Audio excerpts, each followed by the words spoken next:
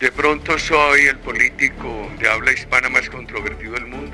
Al que no hay que creerle es a Uribe, tal cosa. Los debates tienen que ser públicos. Colombia is a country of law and order. Ninguna profunda diferencia con el gobierno de ahora. Porque está acabando con la empresa privada y está creando más odio popular. Uno no puede estar de acuerdo que el presidente Petro quiera tener más departamentos. Desmembrar los grandecitos. Hechos. El ejército debilitado. Y nos amenazan con cárcel, como hoy amenazó. Ninguna amenaza nos puede callar. Seguramente Petro dirá, no, es que Uribe es muy terco. Con él no se puede hacer acuerdo. ¿Cuántos policías han asesinado? ¿Cuántas masacres han ocurrido? Yo creo. En un país seguro para todos. De esto hay que hablar. Lo que le hablan es con rabia a los colombianos. Nosotros hemos tenido la democracia más larga de América Latina. Una violencia muy grande.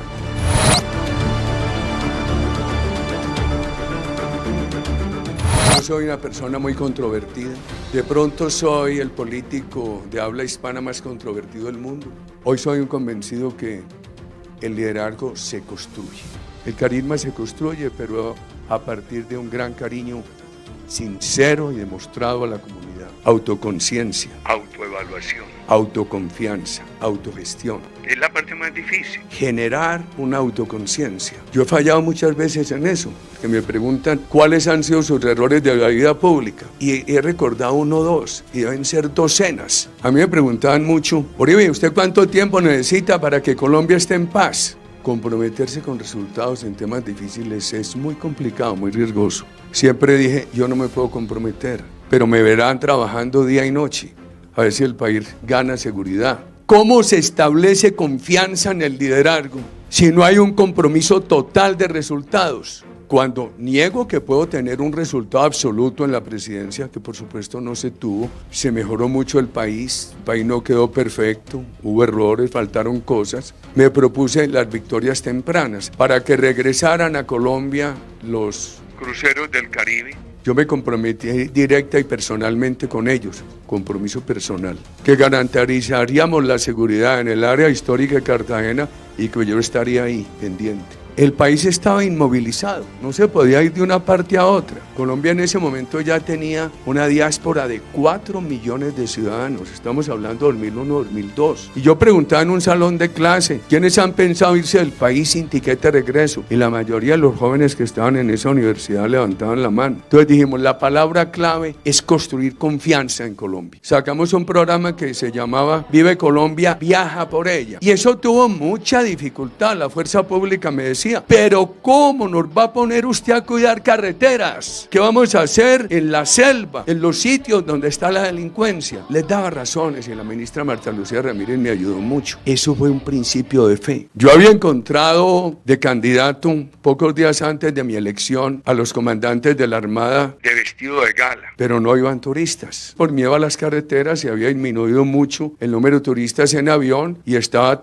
muy frenado lo del extranjero. Cuando llegué a la presidencia les dije, trasladamos la Fuerza Naval del Caribe a San Jacinto. Y les mandé decir con mucha educación, cámbiense el uniforme de gala por el uniforme de combate. A los 20 días llegué a San Jacinto, ya se empezaba a ver un mejoramiento en la carretera. Y noté que había caras alegres. Se lanzó una señora y me abrazó. Gracias, presidente, usted me recuperó el almacén. Yo no veía ningún almacén, le explícame. Sí, yo tenía una venta de hamacas aquí, nadie había vuelto a pasar. Y darle las gracias al general. Esa victoria temprana fue muy importante para crear confianza en un proceso cuyo resultado final era incierto, pero que teníamos la buena fe en avanzar en ese proceso. Y en este país que, en una discusión de historia, uno podría concluir que a este país lo formaron enemigo de las Fuerzas Armadas. Por todas las guerras civiles, etc. Era muy importante empezar a crear una confianza de los ciudadanos por las Fuerzas Armadas. En un país que tenía una tercera parte en manos de la guerrilla, una tercera en manos de los paramilitares y el otro en riesgo.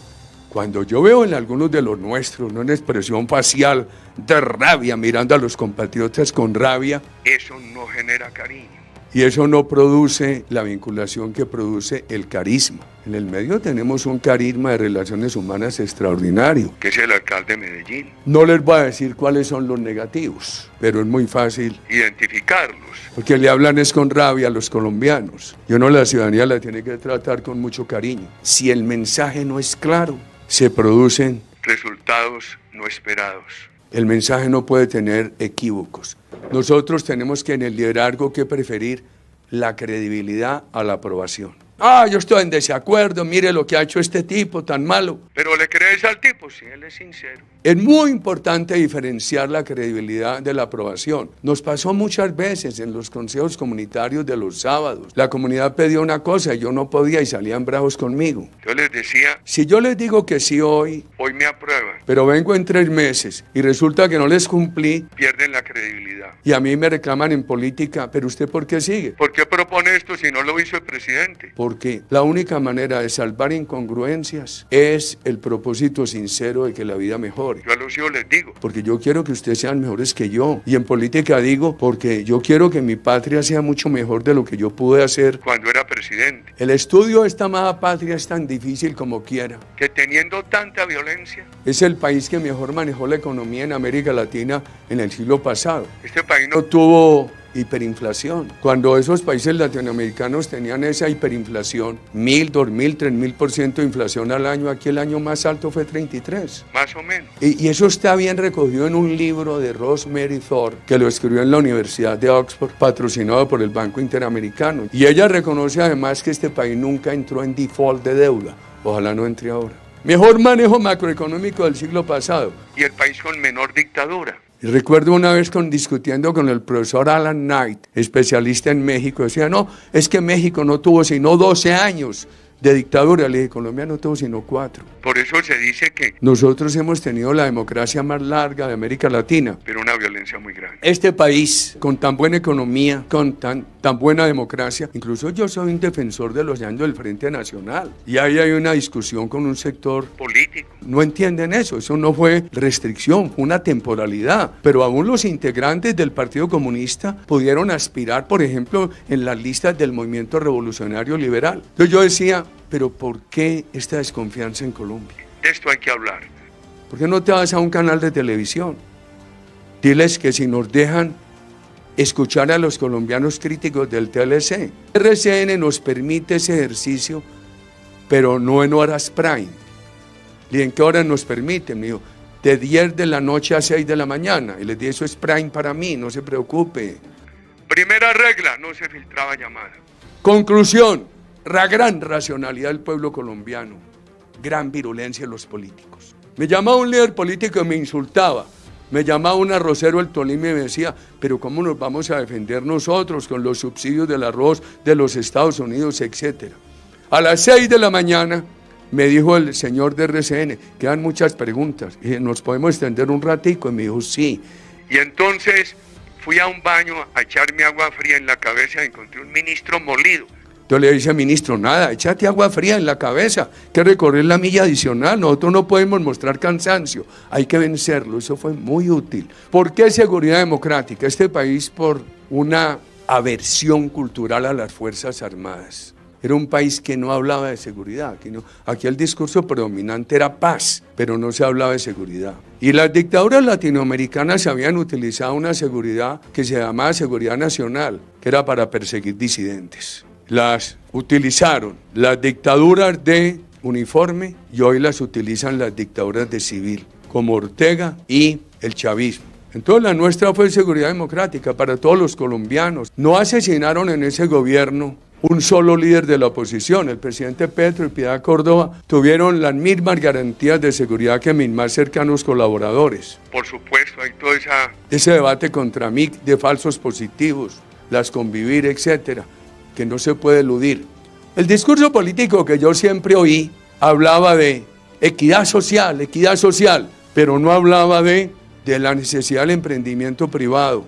Se hablaba era de lo social. Nosotros tratamos de hacer una pedagogía que lo social es imposible sin emprendimiento privado, insostenible. Chávez me dijo una vez, Uribe, ¿cómo te parece mi política social? El presidente, buena. Venezuela tan rico no puede tener pobreza, pero sin empresa privada eso no se le sostiene, mío, con el petróleo basta. Primero engañaron a los venezolanos porque tuvieron mucho confort mientras vendían $60.000 millones al año y llenaban el país de mercancías importadas. Y cuando se les acabó esa lotería, habían acabado la empresa privada y les subió la pobreza del 40 al 90. Nosotros le agregamos a esto un diálogo permanente con la ciudadanía y un Estado pequeño. El gobierno nuestro tuvo ahorros reduciendo embajadas, consulados, ministerios, 300 entidades del Estado y 6 puntos del PIB.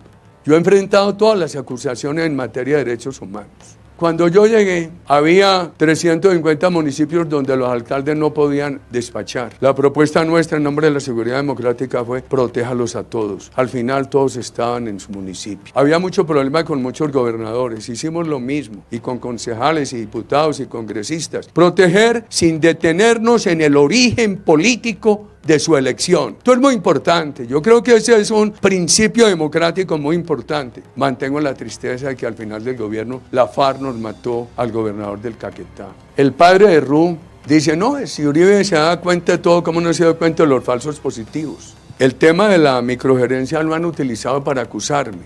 Veamos un caso en el cual yo bastante intervine. La operación contra Raúl Reyes en la selva ecuatoriana, que permitió que unos días después pudiéramos liberar a Ingrid Betancourt, a los 3 americanos y a norteamericanos y a muchos colombianos. 12:05 me llama el general Padilla.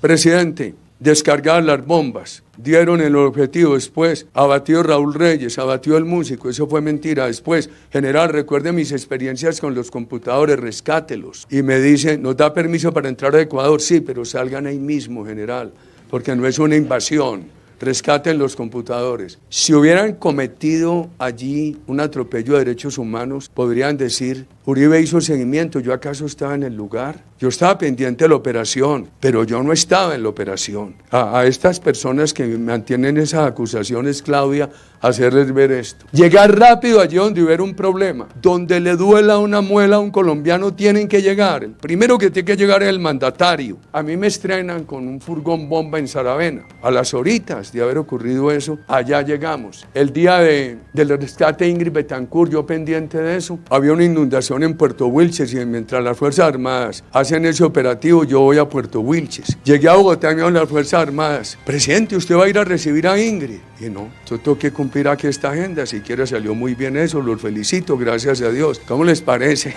Se me salió por allá la excesiva bondad de mi mamá. Porque no, que vaya el ministro Santo y lo reciba. El principio mío es asumir responsabilidades y delegar éxitos. El día del bombardeo en Ecuador, cerraron relaciones. Que Nicaragua, que Chávez, que Ecuador, etcétera, etcétera. Y alguien me llamó, me dijo, eche al ministro, como lo voy a echar, si es responsabilidad mía. Eche al comandante de la Fuerza Aérea, con eso resuelve la crisis. Pierdo la confianza que he construido en las Fuerzas Armadas. Porque ya habíamos tenido un episodio cuando saqué a Granda de Venezuela. El general de la policía me dijo, presidente, yo lo saco de Caracas, pero usted me echa a mí. Le dije, no, general, pruébeme. Eso fue en el 2004. Y le cumplí a las Fuerzas Armadas y yo asumí la responsabilidad. Y le dijimos al país la verdad.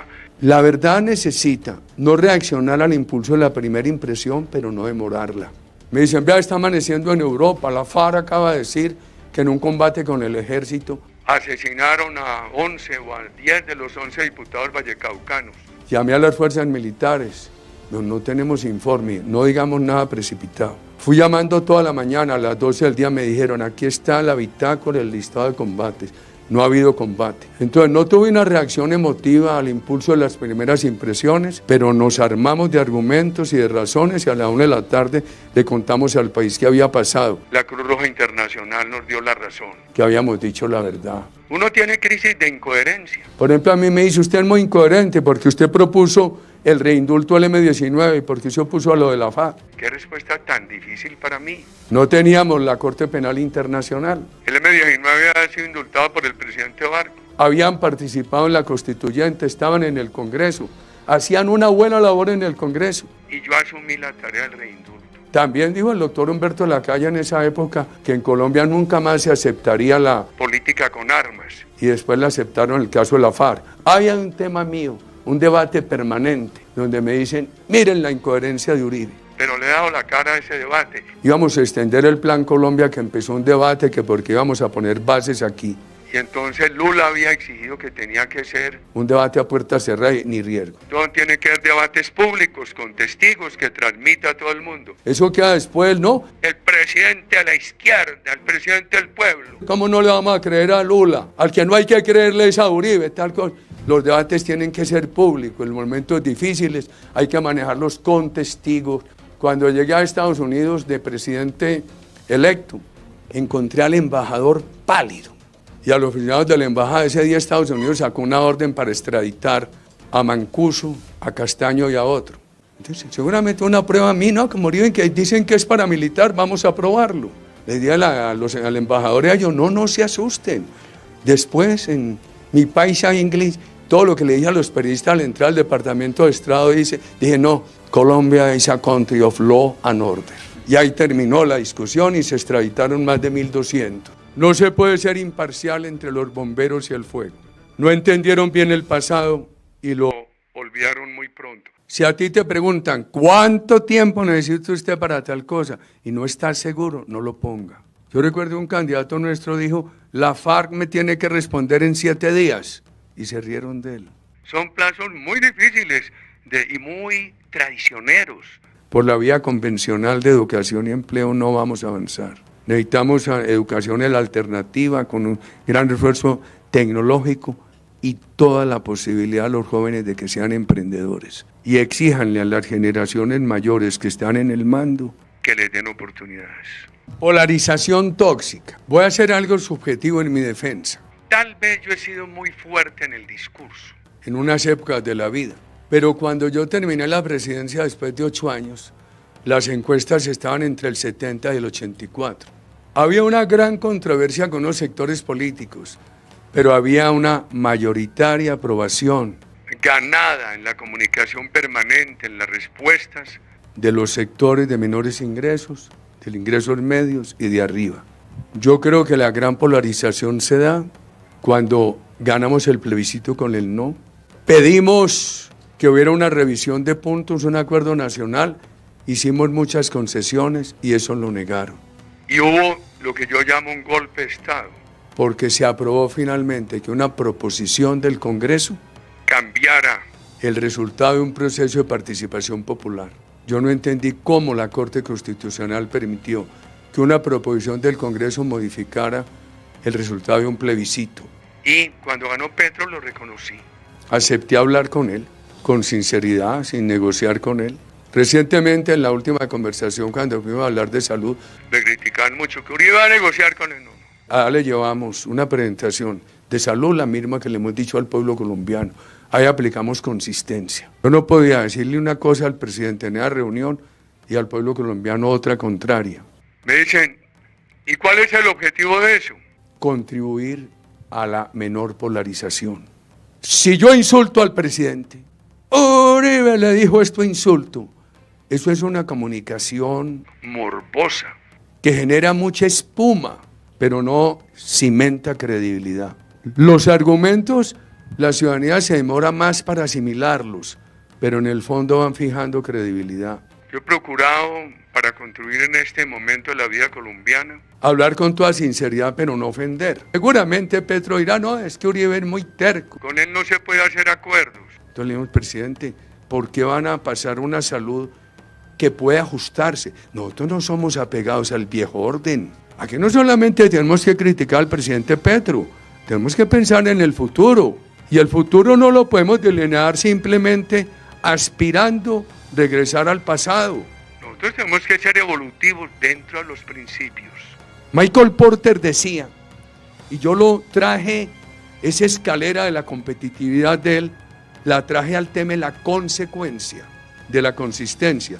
Decía, para que un país sea competitivo, ponga aquí una meta muy alta, fije aquí una escalera, muévanse dentro de los barrotes de la escalera, dentro de los laterales, sin salirse de ellos. Yo creo que hay que hacer ahí los ajustes en la democracia, un proceso permanente de ajustes, pero sin salirse de un margen. Donde están los principios manejando ese margen, ajustes permanentes. Nosotros también tenemos que pensar qué culpa tuvimos. A ver, Uribe, usted fue presidente 8 años y eligieron a Santos. Uribe, ¿usted qué culpa tiene? ¿Y usted qué culpa tiene Santos? ¿Y usted qué culpa tiene Duque? Aquí no nos podemos quedar solamente. Aquí nos tenemos que revisar qué culpas tuvimos y cómo vamos a ayudar a lo que viene en el futuro. Petro dice, no, con Uribe no hay posibilidad de acuerdo. Yo no soy capaz de decirle a mis compañeros en el Congreso que hoy no tienen la capacidad de definir, hombre, aprueben que el gobierno maneje el 78% de los fondos de pensiones. Me parece eso muy grave. O una salud estatal cubana, a mí me parece eso muy grave. O cuando Argentina llegó a esa crisis de la cual quiere salir Milei, nosotros queremos ahondar esta crisis con la reforma laboral del presidente Petro, pero tampoco podemos estar estancados en el pasado. Nosotros tenemos que proponer alternativas. Por eso hemos dicho, no estamos de acuerdo con el odio de clases, pero tampoco con la crueldad del capitalismo puro. Queremos la economía fraterna. Por eso hemos dicho, la reforma laboral del presidente Petro estimula desempleo, pánico inversionista. Los empresarios no van a crear un empleo porque van a ver que todo empleo se puede volver un pleito. Pero proponemos alternativas, hemos dicho en un proyecto nuestro. No aprueben esa reforma, mejor esta. Si un sector de la economía crece al 4% más al año, que ahí paguen una prima adicional. Eso puede ayudar a que empresarios y trabajadores, en lugar de vivir en esa confrontación, remen en la misma dirección. No me critican. No, es que Uribe no es de derecha, es la verdad. Es que Uribe es de extrema derecha, por alguien lo dice. Es que es socialdemócrata. Yo no hay nada de eso. Yo creo en un país seguro para todos. En una gran economía privada, desde la empresa. De la señora que vende mangos en la calle que le ayuden. El emprendimiento de los jóvenes, la pequeña, la grande. Y la política social. Al mismo tiempo. El Estado pequeño. Y una combinación de democracia participativa y democracia representativa. O sea que aquí hay que ser evolutivos sin destruir. Hay una bellísima frase de Alberto Lleras. Él decía, nadie puede pensar un país sin sus cimientos, sin sus ruinas y sin saber que nuestros padres han vivido, trabajado y sufrido sobre él. Esto de llegar a destruir cuando hay tantas cosas buenas, en lugar de mejorar, no se puede. Nosotros no podemos permitir.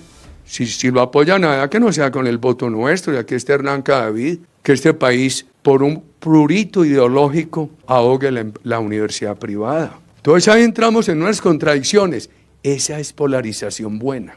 La mala es la del insulto personal.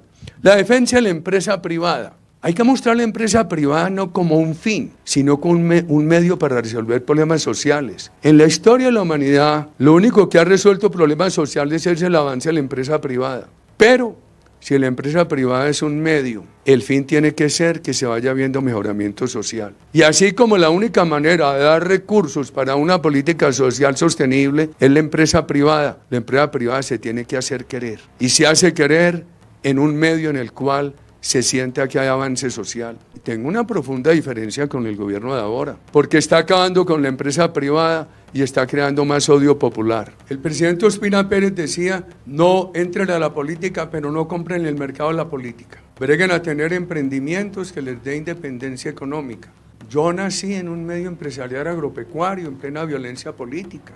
Procuré hacer la política con civismo y con afecto, pero he mantenido mi trabajo empresarial. Hay que hacerlo con honradez y declararlo. Uno no lo puede esconder. Y lo primero que uno tiene que hacer es que el país sepa uno qué hace. Usted me vio por ahí montando a caballo con un pocillo de café aquí. El país sepa que uno qué hace. Uno no puede estar de acuerdo que el presidente Petro quiera tener más departamentos, desmembrar los grandecitos. Eso fortalece más el centralismo y aleja más la descentralización. Hechos. Siento en todo el país una gran preocupación por la inseguridad. En el Caquetá dicen, el ejército debilitado, fortalecen guardias campesinas. En otra parte del país, el ejército debilitado, fortalecen guardias indígenas. Los comerciantes dicen, estamos en casi todo el país extorsionados. Los tenderos extorsionados, los finqueros extorsionados, los venteros ambulantes extorsionados. Y muchos se quejan. Llamamos al ejército a que nos apoye y el ejército dice, no nos dejan acudir allá. Entonces, uno se pregunta, ¿quién no los deja acudir allá? El gobierno. Y entonces viene este cuestionamiento, ¿puede el gobierno impedir que la fuerza pública cumpla con el deber constitucional de proteger a los ciudadanos? No puede. Es que el mismo artículo constitucional dice muy claramente que la fuerza pública está instituida para proteger a los ciudadanos en su vida, en su honra, en sus bienes, en su familia. Y hay otro riesgo. El presidente ya ha amenazado con volver los estallidos sociales del 19 y del 21. Y a eso se le puede sumar y entonces quiere forzar unas reformas dañinas para el país, con congresistas sobornados, y al mismo tiempo amenazar al país que si no se aprueban vuelven los estallidos sociales, promoviéndolos ya no desde la oposición, promoviéndolos desde el gobierno. Y eso puede coincidir en el tiempo con el movimiento de masas que quieren hacer con el ELN en su proceso de paz. Y puede llevar a que por un lado, con el ELN en ese movimiento de masas, sin entregar armas, estén presionando una constituyente. Y con violencia y la inseguridad creciendo, el narcotráfico creciendo, y unas fuerzas armadas debilitadas, sin equipos de transporte. La FARC en el sur del país con los rifles más potentes, que destruyen carros del mayor blindaje, y las fuerzas armadas sin equipos. Por favor, ¿a dónde nos puede llevar esto? El país no puede olvidar que antes del paramilitarismo terrorista y narcotraficante hubo autodefensas y que eso se creó en un momento en muchas partes por estados de necesidad de la ciudadanía desprotegida. ¿A dónde nos puede llevar esto? ¿Cuántos policías han asesinado? ¿Cuántas masacres han ocurrido? Para que se siga mirando con este desdén y con esta indolencia la necesidad de seguridad. Por eso yo sí tengo que decirle al presidente Petro: por favor, necesitamos seguridad, necesitamos que no le impidan a las Fuerzas Armadas darle seguridad a los colombianos, no le impidan a las Fuerzas Armadas cumplir el deber constitucional de proteger a todos los ciudadanos. Y nos amenazan con cárcel, como hoy amenazó. Ninguna amenaza nos puede callar. En el caso mío, ¿cuánto me han amenazado con cárcel? Y ya lo lograron, y veo que lo logran por diferentes medios, pero nosotros no podemos renunciar al deber de buscar, de acuerdo con la Constitución, un país seguro, para poder llegar con la empresa privada, que no pueden seguir destruyendo, a un país con equidad. Entonces yo sí quería contestar a ese escrito del presidente hoy en la red social X. Aquí les daba mucha urticaria cuando yo hablaba del peligro del castrochavismo. Me decía: Uribe está equivocado, le crea miedo a los colombianos hablando de castrochavismo. Cuidado, que todos los días se van pareciendo más. ¿Cómo les daba de urticaria y de piquiñita cuando los criticamos por castrochavistas? Entonces, con esas amenazas de llevar a la cárcel a la oposición, como lo ha hecho Chávez o como lo ha hecho Ortega. No, eso no puede ser, y hay que denunciarlo a tiempo, con respeto personal, pero con firmeza frente a los hechos y con una interpretación diáfana del texto constitucional.